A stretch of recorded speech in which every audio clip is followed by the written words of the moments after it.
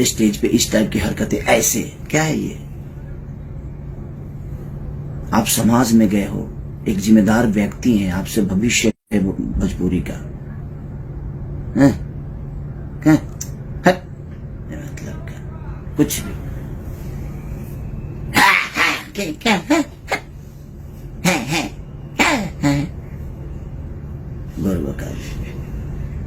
जीवन में कुछ तो अच्छा करिए, किसी के लिए तो ईमानदार होइए आप, न घर के लिए, न परिवार के लिए, न समाज के लिए। क्यों खाली यही में जीवन में कुछ भी मतलब कि मुंह फाड़ के फालतू में मतलब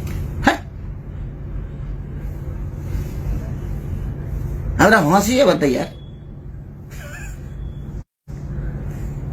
रोमांटिक राजा आज मेरा गाना रिलीज हुआ, मैं उसके लिए लाइव आने वाला था। कहां से बेमतलब के लकीर फकीर वो दुनिया जहान क्या है? हम फोटो डालते हैं, हम गवाते हैं। सलमान खान जैसे लोग भी भोजपुरी बोलने में फक्र महसूस करते हैं, क्योंकि उनको पता है कि सामने मेरा भाई खड़ा है, भोजपुरी का एक बेटा खड़ा है। हम स्टार नहीं है, हमें नहीं बनना है स्टार भाई।